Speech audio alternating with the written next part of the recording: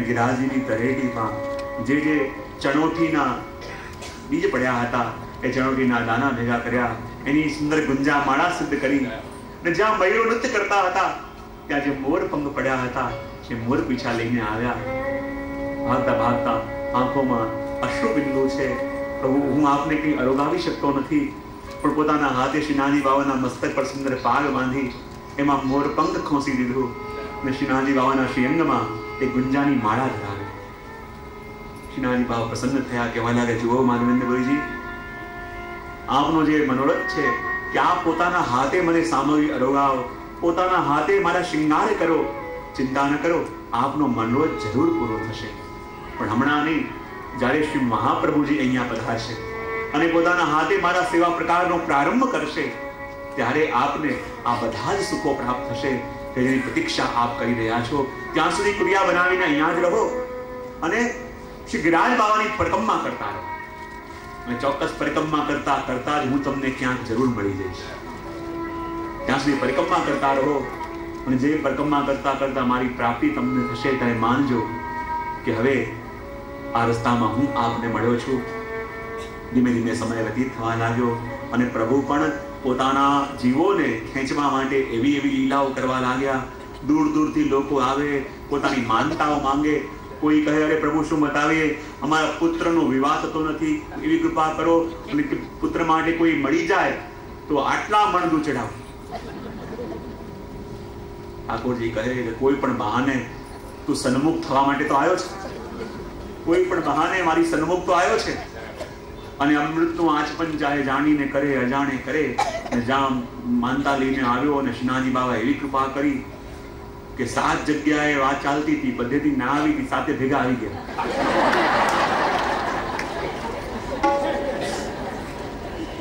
लोग हमारी कन्या लोग हमारी कन्या लोग के बधा ना पाड़ता था श्रीनाथजी बाबानी पासे जईने आयो ने साथे भेगा आवी गया। बीजो भागतो आव्यो अने कहे अरे प्रभु शू बताओ मारी गाय सवारनी बहार गई छे आ रात थवा आई हजी आवी नथी अने वननी अंदर तो वाघ फरतो रहे छे के वाघ क्यांक मारी गाय ने खाई ना जाए। अने श्रीनाथजी बाबा बधानी पीड़ा सहन करी शके पण गायनी पीड़ा केवी रीते सहन करे तो गोपाल छे बोलानी गैया क्या गई छे बोले वनमा खोवाई गई छे अने ए वनमा खोवाई छे के ज्यां वाघ छे ने ज्यां श्रीनाथजी बाबा गैयाने गोतता गोतता गया शुं जोयुं सामे गाय ऊभी हती अने त्यां ज वाघ निशान लगावीने बैठो हतो क्या मोको मळे अने गायने मारी नाख्यो ने ज्यां गायनी ऊपर कूदवा जाए त्या श्रीनाथजी बाबा आव्या अने અને લાવીને પાછીની ગૌશાળામાં મૂકી. જ્યાં જોયું, અરે મેં શ્રીનાથજી બાબાને જો વિનંતી કરી મારી ગાય ગોતીને લઈ આવો. શ્રીનાથજી બાબા ગાય ગોતીને લઈ આવે અને જયજીને માનતા માંગવા લાગ્યો. બીજ કુંભનદાસજી આવ્યા, કહે ચલો ઠાકોરજી આપણે ખેલવા જઈએ. આજે કોને ત્યાં માખણ લેવા જવું છે? આજે કોને ત્યાં માખણ ચોરી કરવા જવું છે? ઠાકોરજી કહે શું કરવું, મારાથી તો ચલાય એમ નથી અને કે માખણની મટકી પકડાય એમ નથી. બોલે કેમ? કાલે આ હાથી ગાયના કાન ખેંચી ખેંચીને લઈને આવ્યો, એટલો હાથ દુખે છે, એટલો હાથ દુખે છે. કુંભન એક સેવા મારી કરીશ. બોલે શું? મારો હાથ દબાઈ આપો.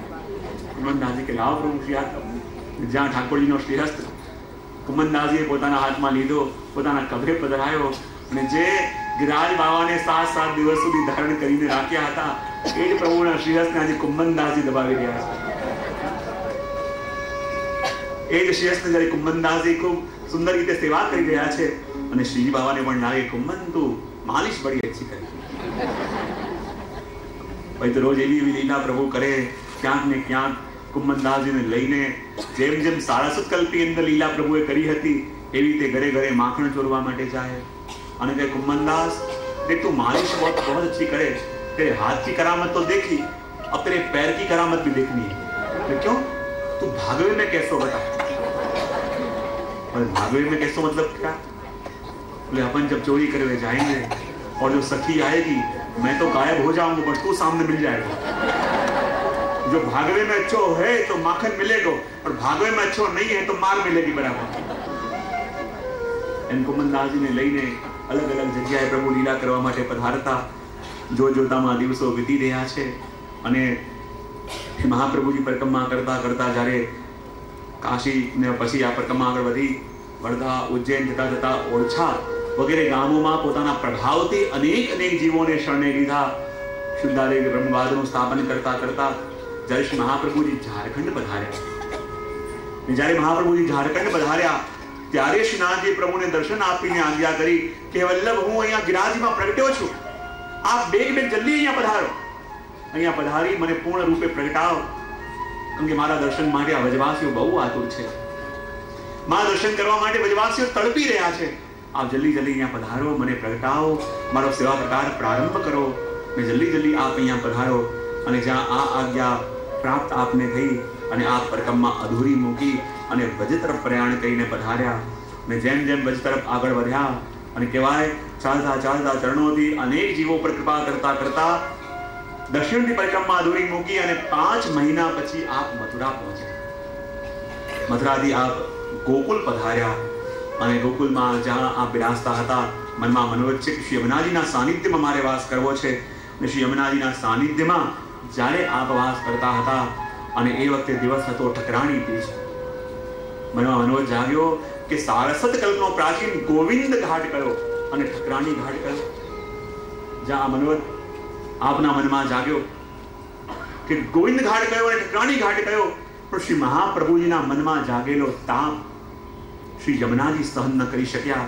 ને જ્યાં મનોરથ શ્રી વલ્લભના મનમાં જાગ્યો, જો જોતાની અંદર ઠંડી ઠંડી હવા ચાલવા લાગી, મંદ મંદ વૃષ્ટિ થવા લાગી. શ્રી યમુનાજીની અંદર એક એક કરીને કમળ ખીલવા લાગ્યા અને યમુનાજીના મધ્યમાંથી એક 16 વર્ષીય કન્યા હાથમાં કમળની છડી લઈને પ્રગટ થઈ. બોલ શ્યામ સુંદર શ્રી યમુને મહારાણીજી કી જય. અને જલમાં જ્યાં જ્યાં પોતાના ચરણ પધરાવે છે ત્યાં ત્યાં એક એક કમળ ખીલે છે અને કમળની ઉપર ચરણ પધરાવતા પધરાવતા આપ તટ ઉપર પધાર્યા, નિજાત પર પધાર્યા. શ્રી મહાપ્રભુજી યમુનાજીના દર્શન કર્યા, આંખોમાંથી પ્રેમાશ્રુ આવવા લાગ્યા અને પોતાના હસ્તની કમળ છડી વડે આપે લકીર બનાવીને બતાવ્યું કે આ ઠકરાણી ઘાટ અને આ ગોવિંદ ઘાટ.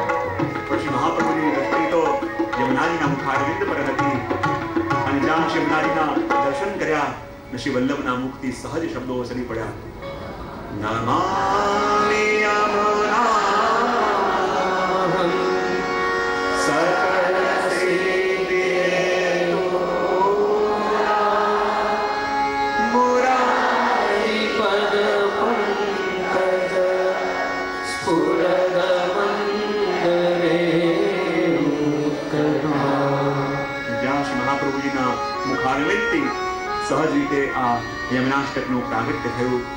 શ્રી યમુનાજીએ આવી લકીર બનાવી અને કહેવાય કે યમુનાજીની બનાવેલી લકીરની અંદર જ આખો પુષ્ટિ માર્ગ આવી જાય.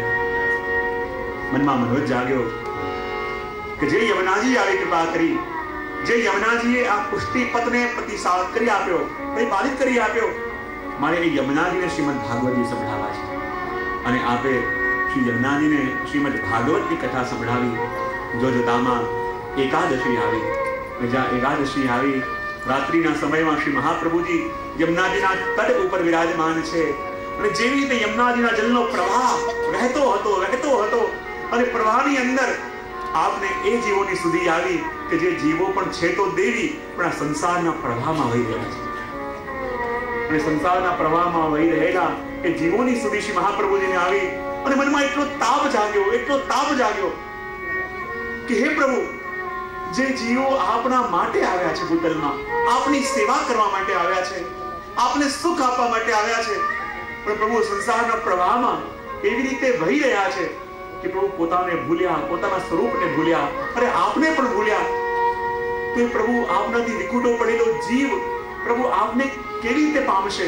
પ્રભુ કેવી રીતે આપને ભજશે? પ્રભુ કેવી રીતે આપને સુખ આપશે? શું પ્રભુ આપની સાથે એનું મિલન ક્યારે નહીં થાય? અને જ્યારે આ તાપ શ્રી મહાપ્રભુજીને થયો, અને આ તાપ શ્રી ગોવર્ધનનાથજીથી પણ સહન ન થયો, હમણાં પ્રભુથી પણ સહન ન થયો. અને એ વખતે શ્રાવણ શુક્લ એકાદશીની મધ્યરાત્રિએ સ્વયં ઠાકોરજી શ્રીનાથ બાબા શ્રી મહાપ્રભુજીની સામે પ્રગટ થયા અને પ્રગટ થઈને આજ્ઞા કરી કે શ્રી મહાપ્રભુજી, હું આપને આજ્ઞા કરું છું કે આપ જે જીવોની ચિંતા માટે ફિકર કરી રહ્યા છો, આપ એ જીવોને બ્રહ્મ સંબંધ આપો. અને જ્યારે આપ એ જીવોને બ્રહ્મ સંબંધ આપશો તો કેવો પણ જીવ કેમ ન હોય, જેમ ગંગાજીની અંદર અનેક પ્રકારનું જલ મળતું હોય, જ્યાં સુધી ગંગાજીમાં મળ્યું ન હોય આપણે કહીએ એનું જળ છે, આ પેલું જળ છે, પણ ગંગાજીમાં મળી જાય પછી આપણે કહીએ આ ગંગાજી છે, એનું પાન કરીએ, એનું પૂજન કરીએ. એમ ચાહે જીવ કેવો પણ ન કેમ ના હોય, પણ એની અંદર બધા દોષો ત્યાં સુધી છે